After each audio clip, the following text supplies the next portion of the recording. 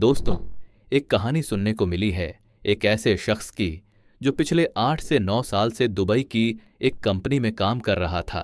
नई नई शादी हुई तो वो अपनी बीवी को भी दुबई ले आया। फिर एक दिन उसने अपने घर पर एक छोटी सी पार्टी रखी जिसमें उसने अपने मैनेजर से अनुरोध करके कंपनी के मालिक दुबई के शेख साहब को भी आमंत्रित किया। जैसे ही शेख साहब ने उसकी पत्नी को देखा जो बेहद पतली और खूबसूरत थी, तो वो उस पर मोहित हो गए। दोस्तों, आगे जो हुआ वो जानने के लिए वीडियो के आखिर तक जरूर बने रहिएगा, क्योंकि इस पूरी घटना से हम सबके लिए एक बहुत बड़ी सीख छुपी हुई है।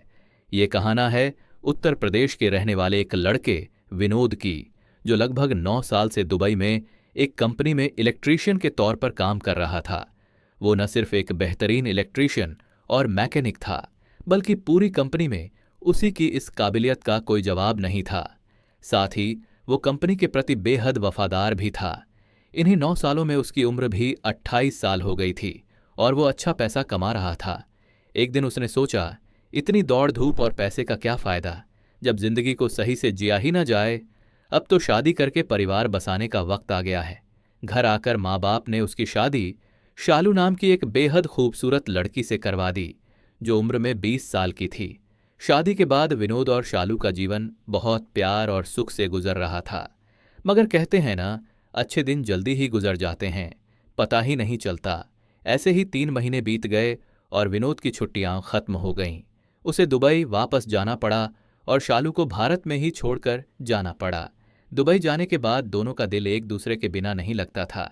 जब भी शालू फोन करती, बस यही कहती, तुम मुझे छोड़कर क्यों चले गए? तुम्हारे बिना मेरा दिल ही नहीं लगता, कोई तरकीब लगाकर वापस आ जाओ। विनोद उसे समझाता, अभी तो मैं आए हुए 1 महीना भी नहीं हुआ, अगली छुट्टी तो 2 साल बाद मिलेगी। तुम्हारी तरह मैं भी बेचैन हूं, मगर अभी कुछ नहीं कर सकता। पर शालू का दिल नहीं मानता था।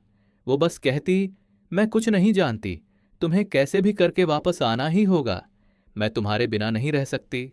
एक शाम विनोद गहरी सोच में बैठा था। उसने सोचा, सच तो है, उम्र का एक बड़ा हिस्सा तो निकल चुका है। नई शादी की है, पत्नी को वक्त देना चाहिए। पैसा तो आता जाता रहेगा, पर रिश्ते और प्यार की कीमत अलग है। वो कंपनी का एक अहम इंसान था, इसलिए हमेशा बिना झिझक अपनी बात रखता था।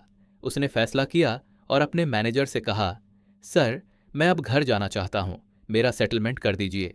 चूंकि वो 9 साल से काम कर रहा था, उसके पास पीएफ और अन्य फंड्स के तौर पर लगभग 1.5-2 लाख रुपए जमा थे।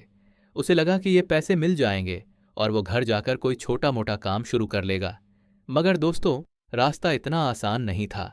जब विनोद ने मैनेजर को अपना इरादा बताया, तो मैनेजर ने पहले तो उसे बहुत समझाया। फिर मैनेजर ने ये बात कंपनी के मालिक शेख साहब को बताई। सर, विनोद अब जाना चाहता है, उसकी शादी हो चुकी है और वो अपनी पत्नी से दूर नहीं रह पा रहा। शेख साहब ने कहा, ये तो हमारा बहुत जरूरी आदमी है, इतना अच्छा इलेक्ट्रीशियन कोई और नहीं है। अगर ये चला गया तो हमारा काम प्रभावित होगा, इसे किसी भी तरह रोको। एक रास्ता यह है कि इसकी पत्नी को यहां बुलवा लो, ताकि दोनों साथ रहें और काम भी चलता रहे। मैनेजर ने जवाब दिया, सर, मगर ये आसान नहीं है। हमारे यहाँ के नियमों के मुताबिक सिर्फ वही लोग अपनी पत्नी को यहाँ ला सकते हैं जो बड़े अधिकारी हों, जैसे डॉक्टर, इंजीनियर या मैनेजर, जिनकी सैलरी कम से कम 4 से 5 लाख महीना हो। विनोद तो एक इलेक्ट्रीशियन है और उसकी आमदनी इतनी नहीं है कि वो अपनी पत्नी के वीज़ा और यहाँ के खर्चों का बोझ उठा सके। दोस्तों, परेशानी ये थी कि विनोद की कमाई इतनी नहीं थी कि वो अपनी पत्नी को वहाँ बुला सके। कंपनी भी नहीं चाहती थी कि किसी एक कर्मचारी की वजह से उन्हें सरकारी नियमों के खिलाफ जाकर कोई मुसीबत मोल लेनी पड़े। लेकिन एक रास्ता था। कंपनी वालों ने अपने तरीके से विनोद की पत्नी का पासपोर्ट और वीज़ा बनवाने का बंदोबस्त किया। जल्द ही शालू के आने की औपचारिक अनुमति मिल गई। विनोद खुशी खुशी भारत वापस आया और शालू को लेकर दुबई चला गया। शालू को विदेश जाने का मौका मिल रहा था, इसलिए वो बहुत उत्साहित थी। दुबई पहुंचने पर कंपनी की तरफ से उनके रहने के लिए एक अच्छे फ्लैट का इंतजाम किया गया। कुछ ही दिनों में सब कुछ सेटल हो गया और विनोद वापस काम पर जाने लगा। कुछ दिन बाद कंपनी के मैनेजर राजगोपाल अय्यर, जो कि एक लंबे तगड़े और साउथ इंडिया के रहने वाले इंसान थे, ने विनोद से पूछा, कैसा चल रहा है विनोद? अब तो पत्नी भी साथ है, मजा ही मजा होगा ना? विनोद ने खुश होकर जवाब दिया, जी सर, बहुत अच्छा चल रहा है। आपकी मदद के लिए बहुत बहुत शुक्रिया। राजगोपाल ने कहा। सुनो भाई, सिर्फ शुक्रिया कहने से काम नहीं चलेगा, कुछ तो इंतजाम करो, कोई पार्टी वगैरह। विनोद बोला। सर, इसमें क्या बात है, जब भी कहें बता दीजिएगा, पार्टी का इंतजाम कर देता हूं। मैनेजर ने कहा। नहीं भाई, बाहर की पार्टी से क्या फायदा, हम तो तुम्हारे घर आएंगे, तुम्हारी पत्नी के हाथ का बना खाना खाएंगे, उनसे मिलेंगे जुलेंगे। ये सुनकर विनोद का दिल धड़क रहा था।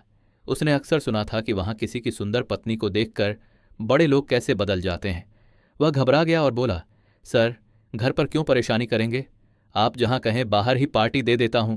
लेकिन मैनेजर अपनी जिद पर अड़ा रहा। नहीं भाई, बाहर तो हम रोज ही खाते हैं, तुम्हारे घर का खाना खाएंगे। आखिरकार विनोद मान गया। मैनेजर ने कहा। ठीक है, शुक्रवार को छुट्टी है, उसी दिन आते हैं। और हां, हमारे कंपनी मालिक शेख साहब भी साथ आएंगे। शुक्रवार आया। सुबह से ही विनोद और शालू उनके स्वागत की तैयारियों में जुट गए। तरह तरह के स्वादिष्ट व्यंजन बनाए गए। शाम को करीब 8 बजे मैनेजर राजगोपाल अय्यर और कंपनी मालिक शेख साहब उनके फ्लैट पर पहुंचे। खाने पीने का भरपूर इंतजाम था। वे लोग खाते पीते रहे और बातचीत करते करते रात के 11 बज गए। तभी राजगोपाल अय्यर ने कहा। अरे विनोद, तुमने तो अपनी पत्नी का मुंह तक नहीं दिखाया। विनोद ने घबराकर कहा। सर, क्या देखेंगे, गांव देहात से है, बहुत शर्मिली है, घूंघट में रहती है। वह अपनी पत्नी को बचाना चाहता था, लेकिन मैनेजर जिद पर अड़ गया। नहीं भाई, ऐसे नहीं चलेगा, मुंह देखे बिना हम नहीं जाएंगे। चूंकि वे दोनों ही उसके बॉस थे, विनोद मजबूर हो गया। उसने शालू को बुलाया। जब शालू सामने आई तो मैनेजर और शेख साहब उसे देखते ही रह गए। शेख साहब बोले। वाह विनोद, तुम्हारी पत्नी तो बहुत खूबसूरत है, काश हमें भी ऐसी ही पत्नी मिलती। यह सुनकर शालू शर्मा गई और अंदर जाने लगी। तभी शेख साहब ने उसे रोकते हुए कहा। अरे जरा रुको तो सही, और अपनी जेब से एक सोने की चेन निकालकर उसे देने लगे। विनोद ने तुरंत कहा। अरे शेख साहब, नहीं, ऐसी कोई जरूरत नहीं है। मैनेजर ने भी जोर देकर कहा। अरे छोड़ो भाई, मुंह दिखाने की यही रीत है। और उसने खुद शालू के हाथ में एक सोने की अंगूठी थमा दी। इसके बाद वे लोग रात करीब 12 बजे वहां से चले गए। जब सब चले गए तो शालू ने डरे हुए स्वर में विनोद से कहा। कृपया आगे से इन लोगों को घर पर मत लाना, मुझे ये लोग बिल्कुल अच्छे नहीं लगे। जिस तरह से उन्होंने मेरे साथ व्यवहार किया, उससे मुझे बहुत डर लग रहा है। हम एक अनजान देश में हैं, अगर कुछ हो गया तो कोई मदद भी नहीं करेगा। विनोद ने उसे शांत करते हुए कहा। अरे चिंता मत करो, ये लोग रोज रोज थोड़े ही आने वाले हैं। राजगोपाल सर तो हमारे अपने देश के हैं, वो हमारे साथ कुछ गलत नहीं करेंगे। लेकिन अगले दिन जब विनोद ऑफिस पहुंचा तो शेख साहब खुद उससे मिले और बोले। वाह विनोद, तुम्हारी पत्नी बहुत जबरदस्त है और खाना भी लाजवाब बनाया था। थोड़ी देर बाद मैनेजर राजगोपाल ने आकर कहा।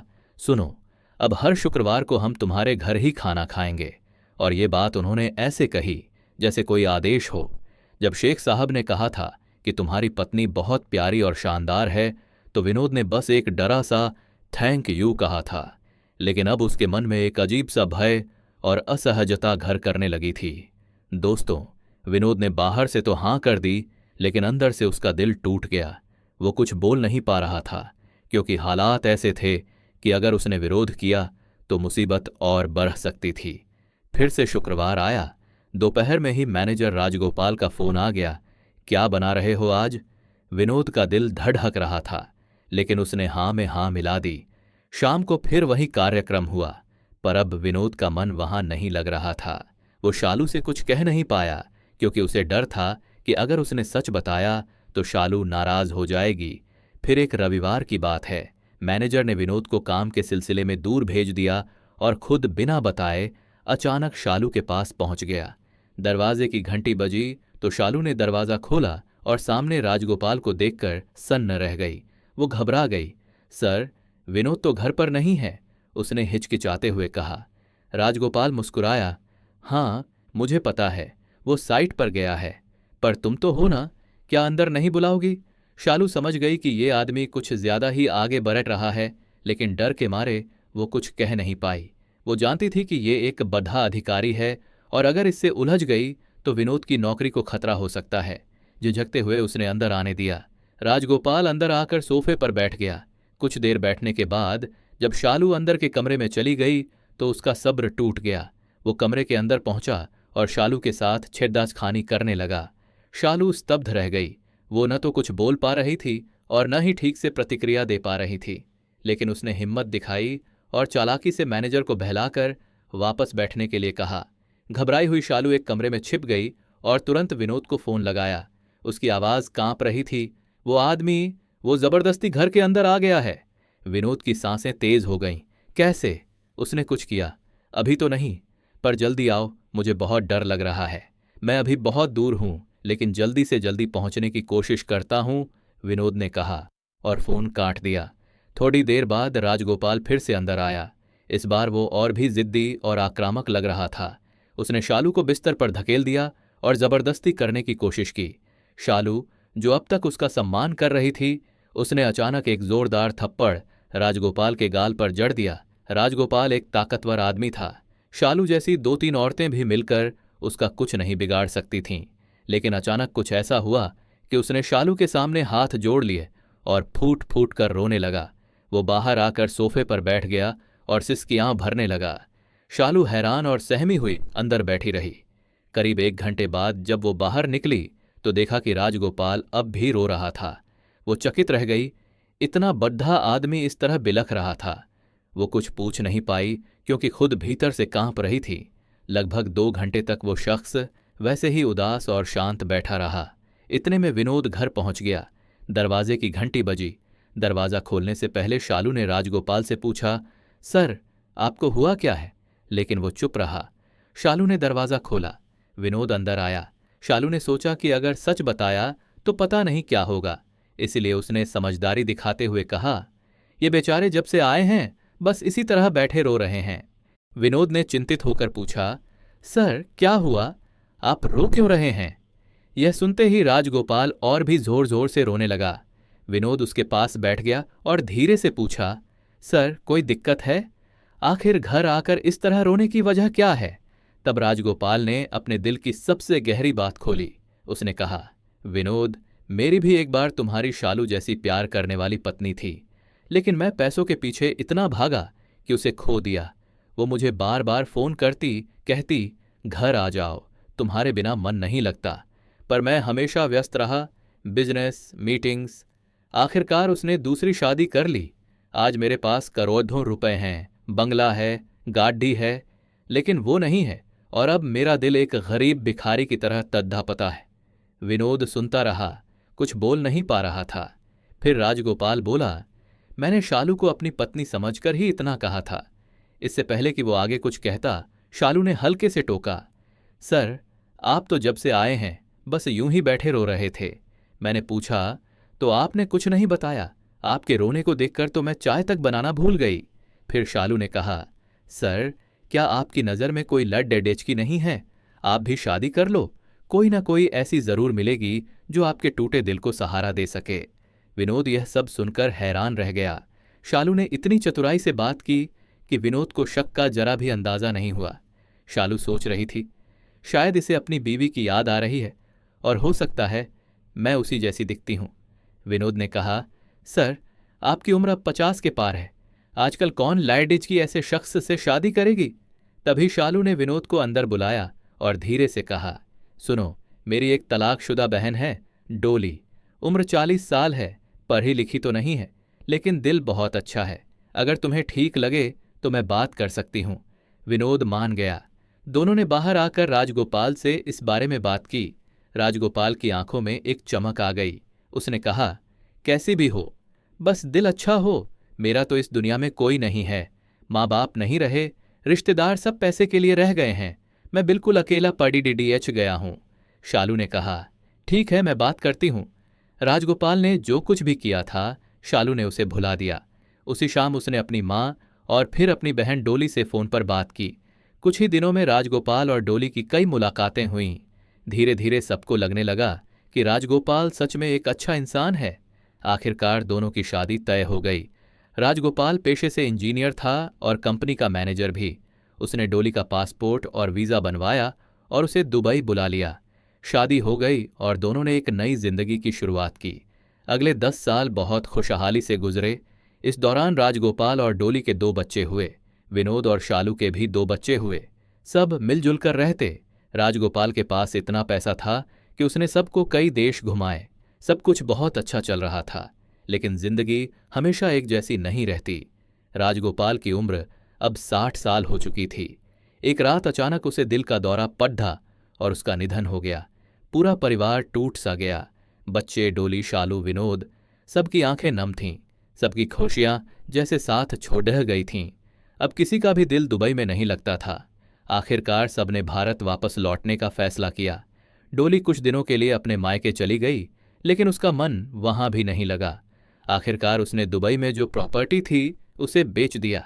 राजगोपाल ने अपने सारे पैसे पहले से ही डोली के नाम कर दिए थे, क्योंकि उन्हें अपनी सेहत का अंदाजा था। आज डोली के पास पैसों की कोई कमी नहीं है, लेकिन राजगोपाल की कमी उसे हमेशा खलेगी। डोली, विनोद, शालू और सारे बच्चे आज भी उसे याद करते हैं। दोस्तों, यह थी आज की कहानी। अगर पसंद आई हो तो वीडियो को लाइक करें, चैनल को सब्सक्राइब जरूर करें और साथ ही बेल आइकन को भी दबाएं ताकि आपको हमारे नए वीडियोस की नोटिफिकेशन मिलती रहे। धन्यवाद।